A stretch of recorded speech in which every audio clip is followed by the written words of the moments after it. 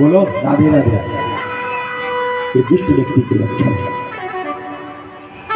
दुर्योधन है दुष्ट, कहता पांडवों से एक पांडव चला जाना हमारी हमको बड़ी खुशी होगी, हमारी मृत्यु भी होगी, बड़ी खुशी पूर्वक मृत्यु होगी। अपनी मित्र की इच्छा को पूर्ण करने के लिए चल दिए। मन ही मन विचार कर रहा है कैसे पांडवों पर विजय प्राप्त करूं। रात्रि का समय था, एक दृश्य देखा, काक उल्लू कन्या कौवों के घोंसले में जा जाकर उल्लू प्रहार कर रहा था। वैसे उल्लू जीतता नहीं कौवे से, लेकिन रात्रि में उल्लू को दिखता, कौवे को दिखता नहीं, इसलिए जीत जाता। कहा मैं पांडवों से जीत नहीं सकता, लेकिन रात्रि सोते समय में पांडवों को वध करूंगा। आज गुरु द्रोणाचार्य का पुत्र और शिष्य किसको गुरु बनाए? उल्लू को। विनाश काले विपरीत बुद्धि, जब व्यक्ति का विनाश काल आता है ना, उसकी बुद्धि जो है बिगड़ जाती है, उसको कुछ सूझता नहीं, क्या करना चाहिए क्या नहीं करना चाहिए उसको कुछ नहीं सूझता। बोलो जय श्री कृष्ण, राधे राधे बोलो। पांडवों पर विजय प्राप्त करने के लिए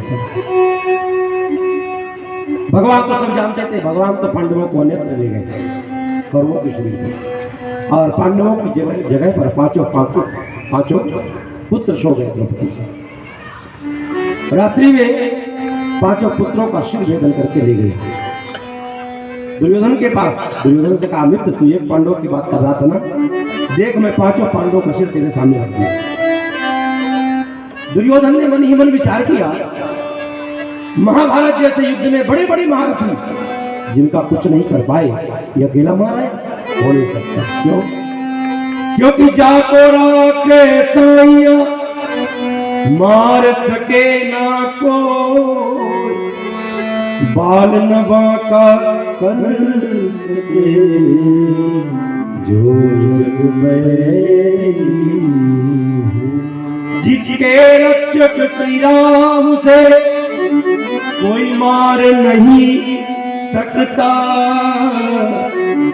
प्रभु जगन्नाथ का दास जगत से हार नहीं सकता।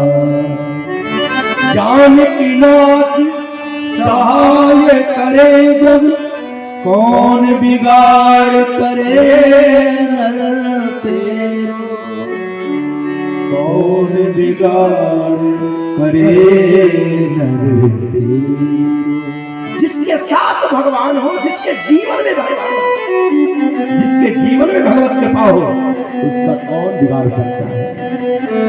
कौन क्या कर सकता है? ये पांडव परमात्मा की छाया पे है, जो परमात्मा की छाया पे रहता है, जो संत सद्गुरु की छाया में रहता है, उसे संसार की धूप जला नहीं सकती। याद रखना, संसार की धूप उसे अपना प्रभाव नहीं दिखा सकती। जो संत और सद्गुरु परमात्मा की छाया पे रहता है, जानकी नाथ सहाय करे, कौन बिगाड़ करे। नवग्रह है, नवग्रह से भी एक ग्रह ऊपर है। वो कौन सा ग्रह है? जो सभी ग्रहों पर प्रभावी है, वह परमात्मा का अनुग्रह है। ये जिसको मिल गया, ये ग्रह जिसके जीवन में आ गया, फिर नवग्रह उसका कुछ नहीं कर पाते। परमात्मा का अनुग्रह है। ये पांडवों परमात्मा के द्वारा सुरक्षित है, हो नहीं सकता। देखा ये तो पांचों पुत्र थे, ये तूने क्या किया? मेरे वंश का विनाश कर दिया। तर्पण कौन करेगा? पिंडदान कौन करेगा? श्राद्ध कौन करेगा? उसी समय मृत्यु हो गई दुर्योधन की। अश्वत्थामा सोचा अर्जुन नहीं मरा तो हमें छोड़ेगा भी नहीं, जहां तक भाग सकता था। इधर द्रौपदी अपने पुत्रों को जगाने के लिए कक्ष में प्रवेश करती है। जैसे कक्ष में प्रवेश करी, देखा धड़ तो है पर सिर नहीं है, रक्त की धारा बह रही है। अपने पांचों पुत्रों का निधन देख करके माँ की ना चित्कार करके रो पड़ी। माता शिशुना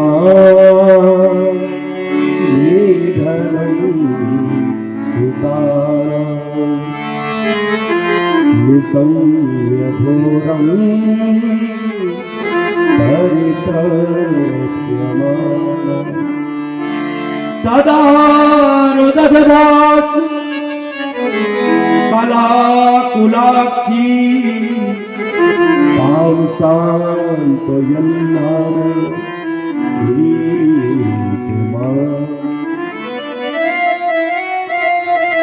अपने पुत्रों का निधन देख करके रो पड़ी थी। उसकी रुदन की आवाज को सुनकर पांचों पांडव भगवान द्वारकाधीश दौड़े दौड़े आए। सबने द्रौपदी को समझाने का प्रयास किया, पर वो मां थी ना, उसको कैसे किसी की बात समझ में आए। सामने पांचों पुत्र चले गए, कोई कितना भी समझाए कैसे समझ में। पुत्र शोक महाकष्टम, पुत्र शोक कष्ट नहीं महान कष्टदायक होता है। रो रही है भगवान समझा रहे हैं। अर्जुन ने प्रतिज्ञा करी, जिसने तुम्हारे पुत्रों को मारा हम उसे छोड़ेंगे नहीं।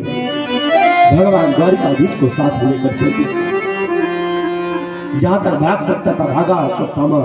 अंत में ब्रह्मास्त्र का अधूरा ज्ञान होने पर ब्रह्मास्त्र चला दिया अर्जुन की।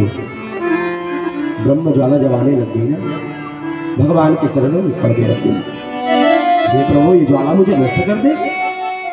भगवान ने कहा नहीं, तुम ही ब्रह्मास्त्र चलाओ, ब्रह्म ज्वाला शांत करके वापस करो। भगवान ने जैसा आदेश दिया वैसे ही किया, ब्रह्म ज्वाला शांत करके वापस किया, झपट करके पकड़ लिया। जैसे सिंह गीदड़ को पकड़ता ऐसे अर्जुन ने पकड़ा, घसीटते हुए भगवान ने कहा मार दो। या नहीं मारूंगा, इसको तो द्रौपदी के सामने दंड दूंगा। ले गए घसीटते हुए, और द्रौपदी जैसे ही शिविर में पहुंचा, अश्वत्थामा स्थिति को देखा,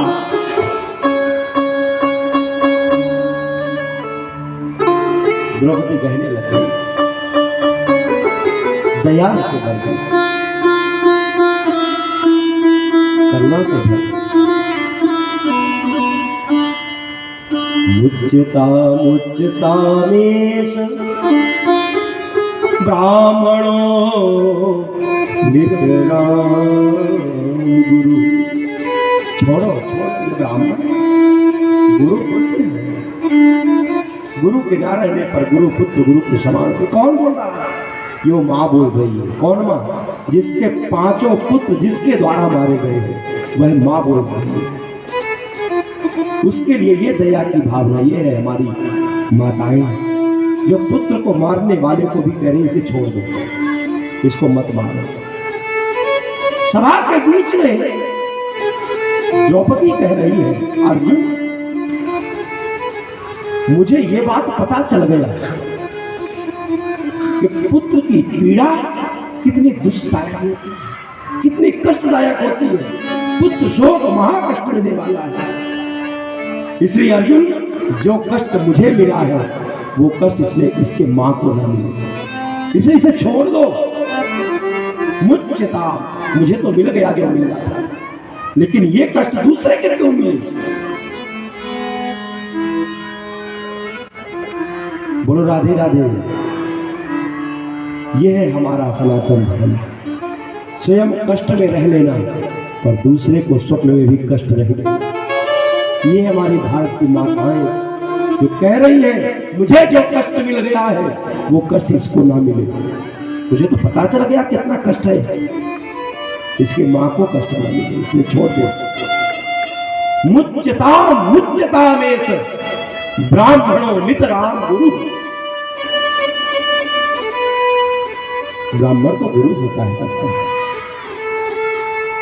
छोड़ो इसे, छोड़ दो। द्रौपदी की सभा में बड़ी जय जयकार युधिष्ठिर जी ने जय जयकार करी, नकुल सहदेव ने जय जयकार, लेकिन भीमसेन गदा लेकर खड़े हो गए, तुम सब छोड़ो, मैं छोड़ने वाला हूं। क्यों? अरे सोते हुए बालकों को निष्कारण मार दिया।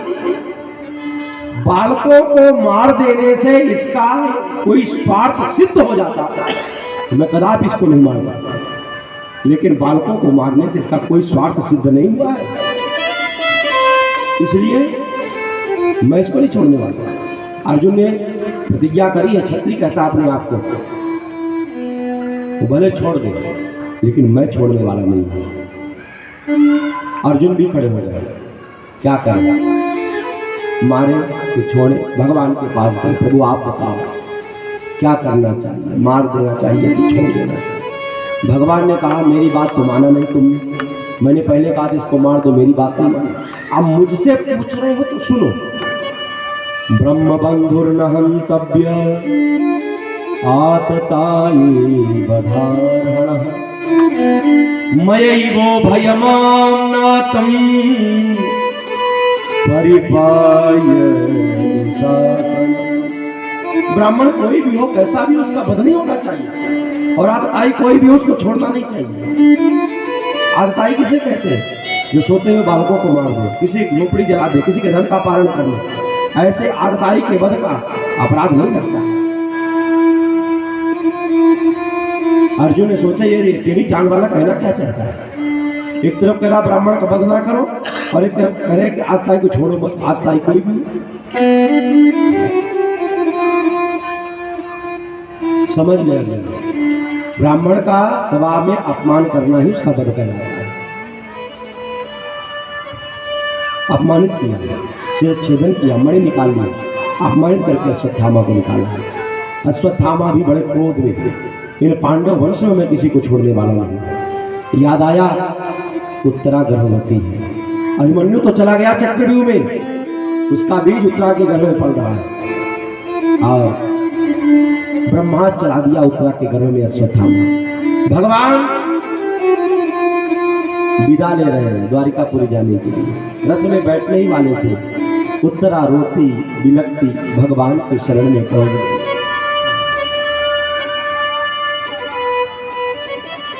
पाहि पाहि महायोगिं देव देव जगत्पते नान्यं तद्भयं पश्ये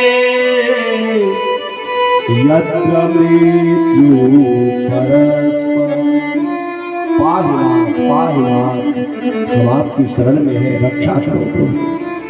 भगवान ने देखा उत्तरा की तरफ, किससे रक्षा करें? उत्तरा कहती है जो ज्वाला आ रही है ना मुझे नष्ट कर देगी। भगवान ने कहा अच्छा मेरी भक्ता है ना तू? हाँ प्रभु मैं आपकी भक्ता हूं, इसलिए तो आपको शरण में आई हूं। भगवान ने कहा जब मेरी भक्ता होकर के इस ज्वाला से तू डरती है? कहा बिल्कुल नहीं डरती, फिर क्यों मेरी शरण में आई है? प्रभु मैं अपने लिए नहीं आई हूं, मेरे घर में जो बालक है ना वो आपका भक्त है, और कहीं उस बालक को इस ज्वाला के द्वारा चोट न पहुंच जाए, इसलिए आपको भक्ति के लिए आई हूं प्रभु, रक्षा कर। भगवान ने उत्तरा के भाव को देखा, और भाव को देखकर भगवान छोटा सा रूप बनाया, उत्तरा के गर्भ में भगवान प्रवेश किए। आज उत्तरा कितनी धन्यवती है, ध्यान देना, कितनी सौभाग्यशाली मां है कि आज अपने उदर में भक्त और भगवान दोनों को धारण कर लिया है। एक साथ देवकी ने तो केवल कृष्ण को धारण किया, यशोदा मां ने तो केवल राम जी को धारण किया, लेकिन आज उत्तरा ने भक्त और भगवान दोनों को एक साथ अपने घरों में रख लिया। ये है जितना तेज भक्त भगवान में होता है, भक्त में कम तेज नहीं। भक्त और भगवान दोनों करते हैं। अच्छा इतनी शक्ति आई कहां से? इतनी शक्ति आई सत्संग से।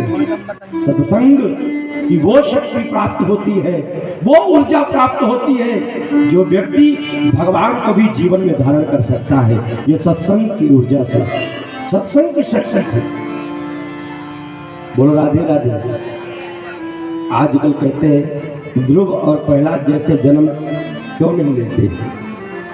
बोलो तो इसलिए नहीं जन्म लेते हैं कि सत्संग ज्यादा तो कोई करता नहीं।